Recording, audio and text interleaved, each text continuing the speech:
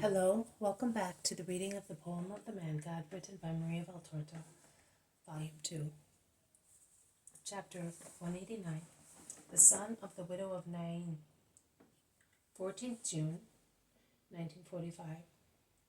Nain must have been a town of some importance in the days of Jesus. It is not a large town, but it is well built, surrounded by its walls, lying on a low, pleasant hill, and offshoot of the little Hermon, commanding a very fertile plain which stretches towards the northeast. One arrives here coming from Endor after crossing a little river which flows into the Jordan, but neither the Jordan nor its valley can be seen any longer because they are concealed by hills which form an arch shaped like a question mark in the east. Jesus follows a main road which links the lake region to the Hermon and its villages. Many inhabitants of Endor walk behind him, talking to one another animatedly. Only a short distance separates the group of the apostles from the walls, about 200 yards at most, and as the main road runs straight to one of the town gates, which is wide open because it is broad daylight, it is possible to see what is happening in the inner side of the walls. Thus Jesus, who is speaking to the apostles and the new convert, sees a funeral coming towards them, with a great noise of weepers and similar Eastern displays. "Shall we go and see, Master?" ask many, and many of the inhabitants of Endor are already rushing to see. "Yes, let us go," Jesus says condescendingly. "Oh, it must be a boy. See how many flowers and ribbons there are on the bier," says Judas of Kerioth to John. "Or it is probably a virgin," replies John. "No, it is certainly a young man, because of the shades they have used. And there is no myrtle either," says Bartholomew. The funeral comes out to the other side of the walls. It is not possible to see what there is on the bier, which is carried on shoulder high by the bearers. One understands that there is a corpse, enveloped in bandages and covered by a sheet, only because of its outline, and that it is the body of a fully grown person, because it is as long as the bier. A veiled woman is walking beside it, weeping, supported by relatives or friends, the only sincere tears in all that farce of mourners. And when a bearer trips on a stone or rises in the ground or stumbles and causes the bier to shake, the mother moans, "Oh no, be careful. My boy has suffered so much." And she raises her trembling hand to caress the edge of the bier, and as she is unable to do anything else, she kisses the veils and the ribbons, which, blown by a gentle breeze, lightly touch the immobile corpse. Peter, sympathetic, his good, keen eyes welling up with tears, whispers, "She is the mother." But he is not the only one whose eyes are shining with tears at the sight. Also the zealot, Andrew, John, and even the ever-merry Thomas have tears in their eyes. They are all deeply moved. Judas Iscariot whispers, "If it were I, oh, poor mother of mine." Jesus, the kindness of whose eyes is so deep as to be unbearable, directs his steps towards the bier. The mother, who is now sobbing louder because the funeral is about to turn towards the open sepulchre,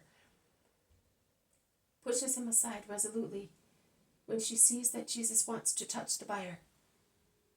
I wonder what she is afraid of in her grief. She shouts, "He is mine!"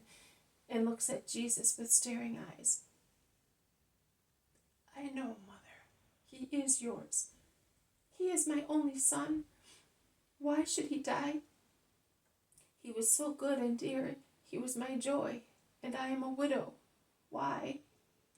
The crowd of the hired mourners mourn more loudly, forming a chorus with the mother, who continues, "Why he, and not I?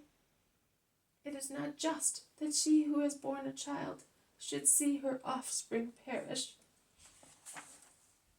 The offspring must live. Otherwise, why was my womb torn to give birth to a man?" And she strikes her abdomen wildly and desperately. "Do not do that. Do not weep, mother. Jesus takes her hands, clenching them firmly in his left hand, while with his right one he touches the bier, saying to the bearers, "Stop, and put the bier down." The bearers obey and lower the little bed, which rests on its four legs. Jesus takes the sheet covering the dead boy and pulls it back, uncovering the corpse. The mother shouts her grief and the name of her son. I think Daniel. Jesus, still clenching the mother's hands in his, stands up, his eyes imposingly bright, the power of miracle shining majestically on his face. Lowering his right hand, orders in the full strength of his voice, "Young man, I tell you, get up." The dead boy, enveloped in bandages as he is, sits up on the little bed and calls, "Mother!" He calls her with the stammering, frightened voice of a terrified child. "He is yours, woman. I give him to you in the name of God.